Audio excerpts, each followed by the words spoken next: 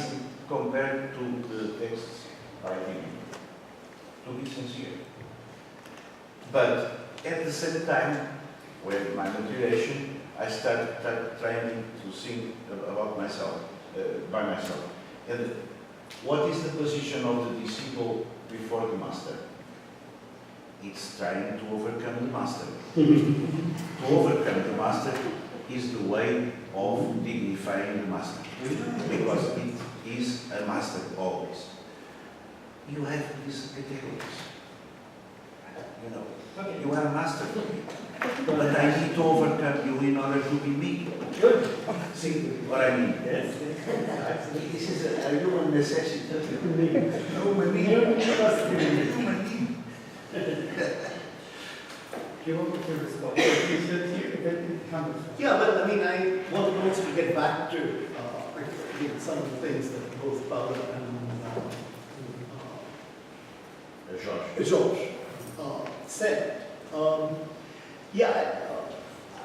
You know, on the one hand, I do have an innate, inherent sympathy to your position. As a matter of fact, that's a position that I myself, on the one hand, take. As I said, my vision, even the history that I'm writing with Calcutta, is finally not the history of a place, but the history of various circulations moving and their confluence in a place. But these circulations are not, one is not to confuse a circulation with fluidity.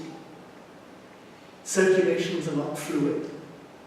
That's one of the first things that I learned when I came to France, and I was learning French.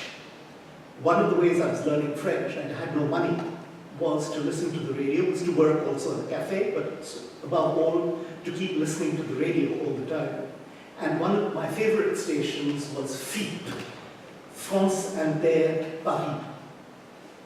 And so it was a lot of music, but interspersed with little pieces of information about what was going on in Paris and about world news coming in.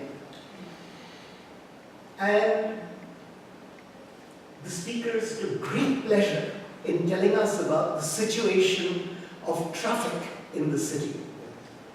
Telling us, oh, there's a traffic jam over here, ha ha ha, you're going to spend so much time, you know, between Porte Maillot and Porte de Vincennes, it's going to take you 4.5 hours, or whatever. And the expression that they always used was, vous voyez, la circulation n'est pas fluide. So that was one of the first things that I learned, was to separate circulation and fluidity. Now these circulations and fluidities, you know, are also linked to certain ideologies. And one of the ideologies, you mentioned the word nomad. The other very common and very fashionable word is cosmopolitanism. And I would ask you to be very careful about this word, cosmopolitanism. Historically, it does not have the meaning of fluidity. Historically, it is a disparaging word. It's a negative word. Right from the start, the first person recorded, or at least so the myth has it, is Diogenes in Smyrna. And what does he say? Why does he say he's a cosmopolitan? Because the word cosmopolitan for us means a citizen of the world. So someone who should be moving around without borders. The thing is, he's asked by the city to pay his taxes. Because that is what a citizen is, someone who owes something and belongs to the city. And his way of getting around this is by saying, get lost, I'm a citizen of the world. And in the 17th and 18th centuries, if you actually look at the use of the word cosmopolitan in any European language, it is a word used for people who avoid paying taxes. It is also a word in the encyclopedia. If you look up cosmopolitan, it says there are two meanings. One is a person who does not pay taxes, and the other one is someone who doesn't have a fixed home. So a tramp is a cosmopolitan because he doesn't have, or she doesn't have to place exactly the person that you came across when walking back, is a cosmopolitan. So either ways, you can take your choice between those who have their money in tax shelters in Nassau in the Bahamas, very shortly in Great Britain, after Brexit.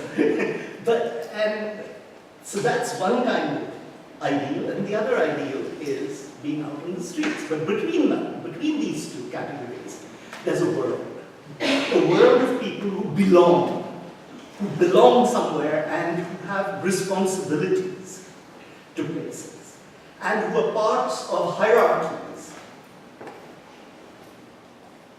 And these hierarchies also, and languages. The fact, already we had a little discussion about Modos, the Fazer, making or doing. These are things which also divide us. And at the same time, they allow us to build bridges, but they are there. These are not walls. And there are people, there have always been people in the world who have, as intermediaries, as brokers, as go-betweens, built bridges between places, between things, have things move around. There's a dynamic to this. Yes. Okay, so today we talk about Great Britain. In the 18th century, between Scotland, between Edinburgh and London, you could not go, people didn't go directly from Edinburgh to London. They could. Physically it was possible. But socially, the easiest way or the shortest way of getting from Edinburgh to London, in other words, from one provincial capital to the main capital of this emerging union, was by going to Calcutta. So the shortest distance between the two was to make your career in Calcutta and then come back to London.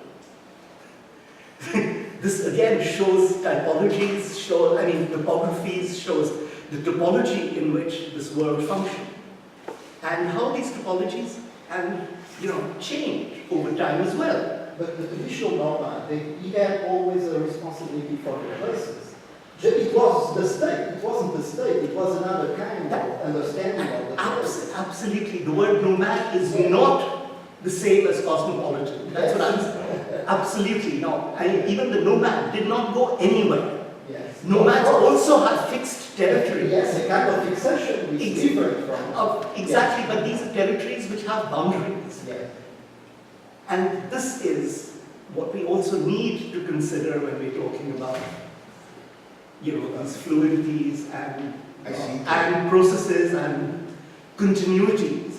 I think from prehistory, from archaeology, from anthropology, you know very well, everybody knows it very well, nomads in cities are existing. The nomads made the transportation of things between cities. It's not going anywhere like that in a sort of Unbounded way. Unbounded way. Of course, we know that. And it's different from the modern nomad. Well, after a certain period, because before there were no cities. But the nomads, the real nomads, for instance, if you study the story of the ancient Mesopotamia and the territories around, you see that the nomads play the role in the very beginning of the cities and vice versa. They brought products from the desert to the cities, and they needed to take from the cities and the places around the cities full of frescoes, full of legumes and things, just to the nomads, because they don't have that. So it's a culture complementary, so to speak, of cultures, of course. It's an invention or a convention. I don't believe in cultures. But, no, I don't believe in cultures. I fight against the idea of cultures. I fight it all my life, against the idea of cultures in archaeology, because archaeologists are inventors of cultures in a way that is incredible. There was a dictionary of prehistory where most of it, with hundreds of pages, hundreds of entries were about culture, this culture, that culture, that. They were crazy. And most of my colleagues still speak of, picket culture, Castro culture.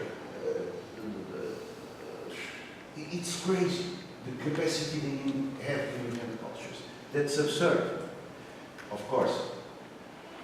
But what I wasn't saying is that when I studied the history of ancient Mesopotamia, it was a method that interested me a lot, because it was the end of prehistory. The beginning of the writing, the beginning of the classes, or in some way the categories, hierarchical societies that put an end to prehistory in that area. That is the birth of our civilization in a way. And of course, nomads were the guys that filled this niche of the desert, of the things that Sahara that became being a desert. Well, you are putting nomads in a subsidiary position. No, not subsidiary, they were very important. Yeah. They were bringing news and connecting things. There is this how you say seda in English, the silk, all this. They were connecting, they're connectors. This is very important. Portuguese, in a way, were connectors too. We were connectors. We didn't have really an empire. I put this question to Kapil, and he told me that it was not only me to No, it's also people to like, see that yeah, Portugal never had really an empire. Tomás, for instance. Tomás, Yeah, Felipe Luis Tomás, Tomás, yeah, a specialist. Yeah, Because I never thought that we had an empire. We are not an empire.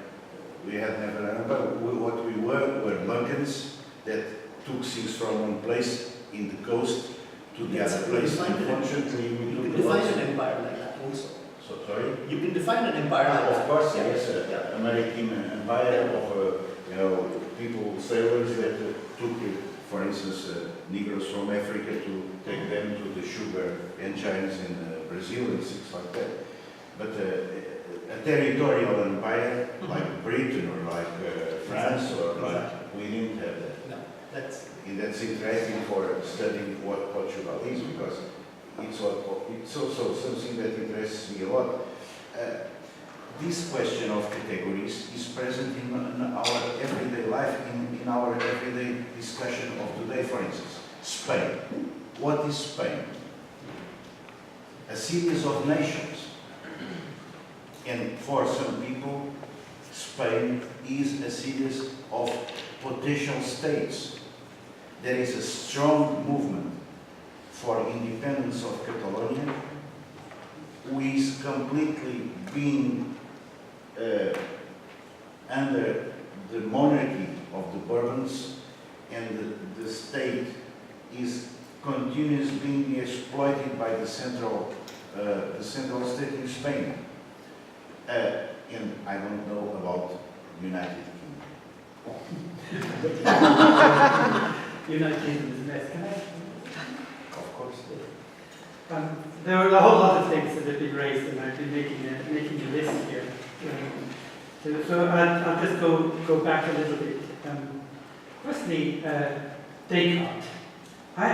When I read Descartes' Optics years ago, I was amazed, because I didn't find the figure that had been painted as the terrible author of Cartesianism. I found a really engaged thinker, and writing actually, unlike contemporary philosophers, in a language that anybody could understand, and explaining things with great clarity. So I have the utmost respect for Descartes, and I get really annoyed when people talk about Cartesianism just as a kind of way of writing things off. When it comes to phenomenology, I never purposefully decided, I'm going to be a phenomenologist and therefore adopt this kind of approach. I was just doing whatever I was doing and reading whoever I was reading that might happen to be useful, and found some useful stuff out of phenomenology, but a lot of it is windy and doesn't take you anywhere. So I'm not in any sense committed to a phenomenological approach. However, I do think that, that categorization is, sorry to take issue here, I don't think it's the way the human mind works. Because I don't think actually the human mind as an entity works at all. I don't think that's the way we should think about thinking or about doing. So far as I'm concerned, we're talking about not a mind going around and working and products all over the place. We're talking about people who are moving around in an environment, perceiving it, acting in it, doing things. And although we might certainly say that there are categories in the world and that they have great impact on what people can do, and they are materialized in different sorts of ways, these things are made through people's engagements with the world. And I really don't agree with the cognitivist assumption that we begin by making sense of the world through the imposition of mental categorizations upon the data of experience prior to acting in it. I think that is wrong. About nomadism, though, this is complicated, because we know that nomadism, it comes from nomados, it's Greek, and it referred to shepherds. Mm-hmm. And there were people who took their flocks of sheep around, and they had well-known routes, they had arrangements with local cultivators, with cities, and it was part of a mixed agricultural, pastoral economy. That was all. So if one's going to take nomad in its etymologically strict sense, that's what one's referring to, and then it could be extended to people involved in long-distance trade and so on and so forth. The difficulty is that much more recently, I don't know exactly how recently, but much more recently, the nomad, set up in an opposition to the sedentary person, has become the image of a person with no connection to land or to place.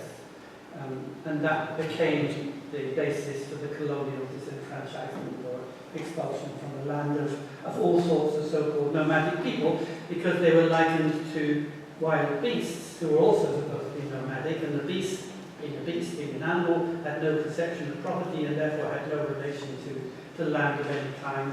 Therefore, it was the same that these wandering nomads, people should either settle down or get lost or be killed off or whatever. So nomadism has got these connotations, and those connotations are spilt into the history of anthropology. So that when I was reading about nomads and sedentary people as an undergraduate in the 1960s, it was perfectly clear that the nomad was supposed to be somebody who had no fixed connections to place.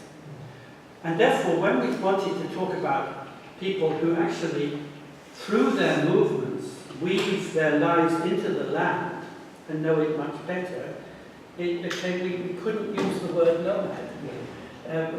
So I started using the word wayfarer instead, and precisely for that reason, that if you talk about people as nomads, it sounds like they have no connection, there's no connection of their lives with the land. Whereas actually we know that nomadic people often have a longer and more sustainable connection with the land than sedentary people ever did. Because sedentary people, when they settle down, they put very steady ecological demands on the immediate environments for firewood, water, food, and so on. And after a while, the city collapses and they have to move somewhere else. So nomads are often much more, in terms of periods of time, they simply kept on going. Nomads have been much more enduring than many sedentary settlements. But being nomadic in a traditional sense of that is moving around with flocks and herds, or trading, having very definite places you move through, definite routes that you follow, doesn't mean territorial boundaries. I really think that is a mistake. That there was a sense of tenure, of belonging to the land, to places, to paths, but those domains were defined in terms of lines of movement and places they went through, not in terms of territorial boundaries. And I think, yes, and I do think that, empirically, this isn't a priori question, it is wrong to say that, that there have to be territorial boundaries, because they didn't exist. That's another thing. This is one question about whether mathematics is an invention or a discovery.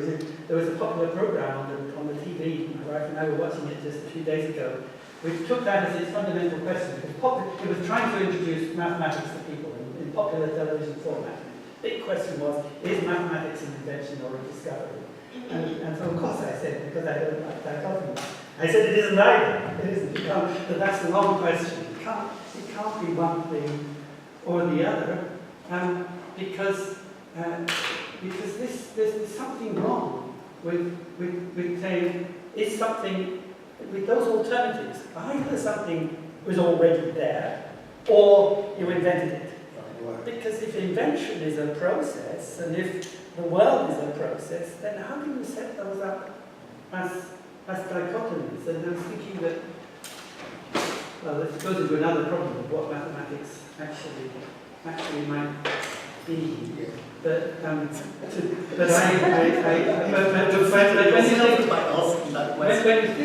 you think about the work of somebody like what I was thinking of Darcy Thompson, showing the mathematical principles that are that are lived, or rather manifested in the growth of plants and animals, and how those are then also shown in works of human engineering.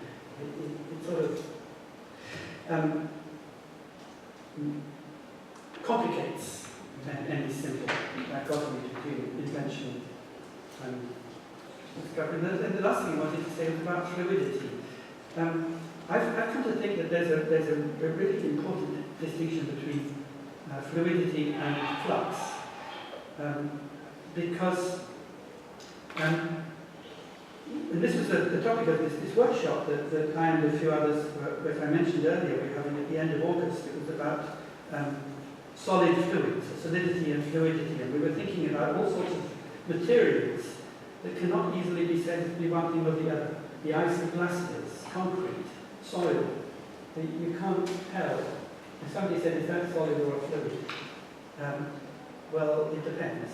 And I began to think that when I'm talking about flux, this is one way of talking about the constitution of matter, which is alternative to the way of thinking which is mainstream, which is to think of matter as particulate. You can think of matter as particulate, or you can think of matter as continuous and in flux. But that doesn't have a bearing on whether it's solid or fluid. So you could look at a tree trunk, and you would see the grain of the wood, and how it twists and turns, and how those twisting and turning was a function of the original growth of that tree. And that you'd say, okay, that wood, that's solid, it's not fluid. But there is flux in the constitution of that tree trunk. Or in the constitution of rock. You look at rock and you see the veins, you say there is flux in the world, which you think of in terms not of particles, but in terms of topologies, folding.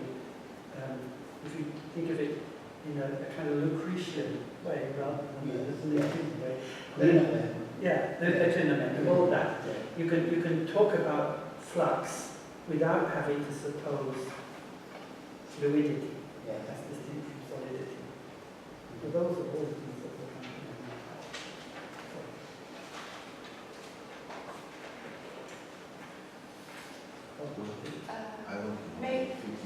May I just do a quick comment? Very short, please, because Yes, we have people are making messages that we need to go into it. I'm going to be brief. Thank you. It's just going a little bit back and talking about boundaries and categorization. I will just say that many times we use that as a way to understand the world around us, and not just to create a barrier or distinguish, but instead, in other words, I'm going to give you an example through painting. For instance, I take a white canvas and I'm going to use the red that is there in that point around Professor Tin in gold. And I put that red, and just aside, I put another color, it doesn't matter what, yellow for instance, and blue. And that red that has a precise value and that does not change, the way we perceive it change if we have other things around and if we change the context. So I think it's quite interesting the way how we perceive or how we sometimes in several like anthropology or archaeology, what we ask, the question that we make, also determine the level that we organize and that we proceed our inquiry. So that's it. May we go? Thank you very much. And we meet again here at what time? Because there is a presentation of posters. No, we have presentations of posters at 2 o'clock, 2:30. 2:30. 2:30.